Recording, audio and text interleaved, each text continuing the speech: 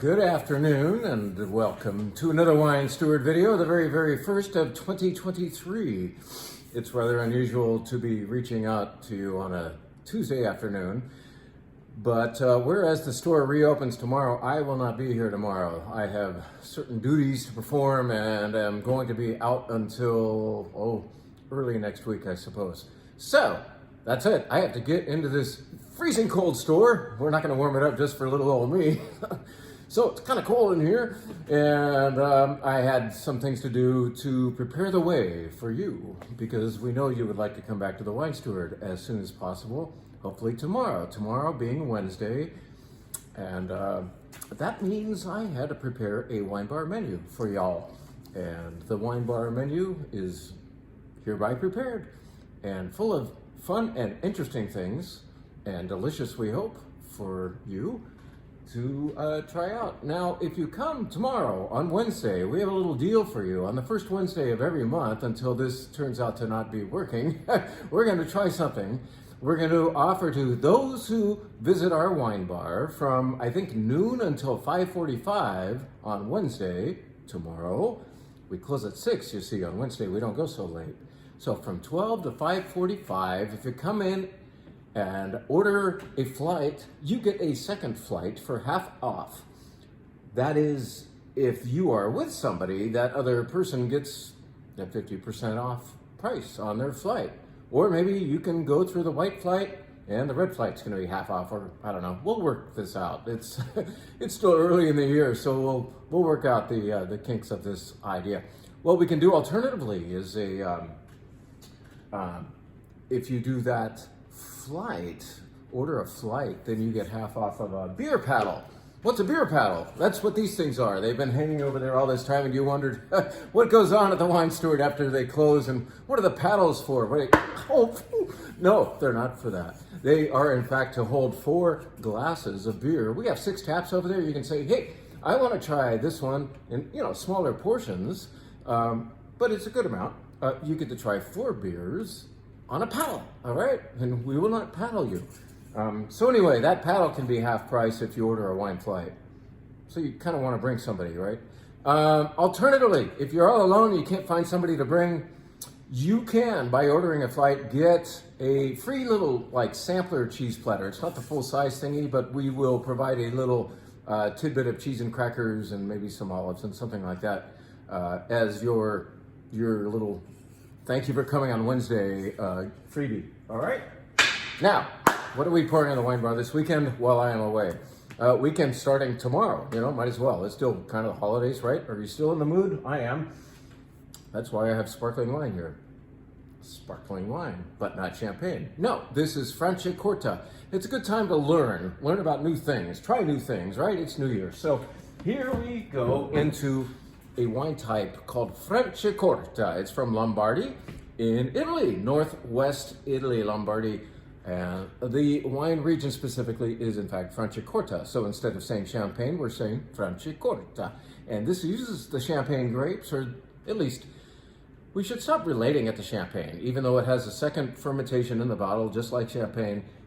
Let's just say it's its own thing, but they do honor that other place in France by using Chardonnay, Pinot Noir, and in the case of Franciacorta, the unique thing about them is they'll also add in, as they did here, a little bit of Pinot Bianco. So Pinot Bianco, also known as Pinot Blanc, plays a minor role in this beautiful dry sparkling wine called Bella Vista. It's a brut, it's a dry one, it's great sparkling wine. Why not learn about something new early on? Make that a New Year's resolution, get out of your wine rut, try some new stuff, all right? I will right now. That's enlivening. I know I'm cold, but that still makes sense. It's like being out in the snow and having a glass of champagne. No, Franciacorta, all right? White flight, coming at you. We're gonna go all over the place. First off to Sardinia for a Vermentino. How about that? Vermentino, bright, briny, a little bit bitter, actually on purpose because it's meant to go with food. So Franciacorta, we just dealt with Franciacorta. This is Sardinian Vermentino. All right, Vilas Solais, good stuff. And then we're gonna take you to Terra Alta, Spain for this wine called Seleccio from a producer called Editaria. Very nice people here. This is the birthplace of Grenache Blanc, but there it's known as Garnacha Blanca, and there they even spell it weird because they're Catalonians, so it's got a T and an X in there instead of a CH. But Garnacha Blanca is what this is made entirely of, and it's a 2018, so it's got some like phase 2 qualities going on. It's a really fun wine study. I told you we're going to take you everywhere. In fact, we will. We're going to take you next to Greece to the Peloponnese area. It's a sub-region of Peloponnese called, I think, Patra. I don't pronounce Greek very well, but I can say the word Assyrtiko. The name of the grape happening here is Assyrtiko, a bright and briny white wine, fun stuff. Why don't we keep going all over the place? This is fun. What a great thing to do at this time of the year. Be open-minded, learn new things. Let's take you to Hungary. Hungary for the ferment grape. The ferment grape, as it first arrived here in the United States, was always a sweet wine. In fact, some of the greatest sweet wines in the world are made of ferment as coming from Hungary. But it is also done dry. We just didn't know that until more recently. So this wine from Dishnuku is 100% dry ferment, F-U-R-M-I-N-T. Hope I'm saying that right. It's really good wine. We didn't buy it because it sounds weird. We bought it because it's delicious, all right? Finally, our old friend. I say our old friend because we still have a few cases left of this wine, of which we did not overbuy. We bought a lot on purpose because we knew a lot of you would like this white Burgundy. Gentilhomme, Les Gentilhommes from Macon-Perron, down in the southern part of Burgundy, in the Macon region, 100% Chardonnay, as grown in limestone and clay. And it is, I think, a very good wine for Pleasanton, California, in that it's got a bit of the exotic in that you're taking a trip somewhere else, and also you're getting something a little comforting. So this is Chardonnay, being from the deep south of Burgundy, having a little more flesh on its bones, a little more richness. It's not a sellout, it's not a floozy Chardonnay, but it gives you just a little bit more because of where it's from. And this particular producer called Croix Senaillé. Some of you have been there. You know who I'm talking to, right? Okay. Now we're gonna have a one wine by the glass. One thing, well, you can order any of these by the glass, but there's one wine that we only serve by the glass this weekend. And in fact, we're serving it from Magnum.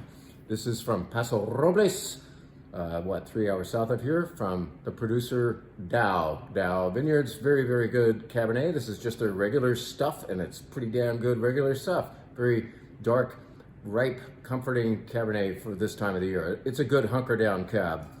And it's served by the glass out of Magnum. How about that? Now we have a red flight as usual. Let's say this is a red flight that asks, where are we? Where is this from? Like, whoa, where? Yeah, because we're gonna hear a lot of weird names. You thought we did with a white flight, but let's see what happens in the red region. This is going to the region of Quercy, which is, I believe, south of Gaillac and north of Cahors. What does that tell you? Not much. Anyway, we're in southwest France here. We're near Bergerac. We're near Marseilles. Lots of yaks down here. Maybe this wine would be good with yak, or maybe it makes you yak. I don't know. But Les Nouveaux Chemins. This is going to be made of Cabernet Franc and Tannat, Merlot, and Malbec. But the two first ingredients are Cabernet Franc and Tannat, and this wine says so. It's a sturdy, kind of dirty, fun food red, fantastic with winter fare. Cassoulet, here we come. From Quercy. What? Where? Quercy, all right?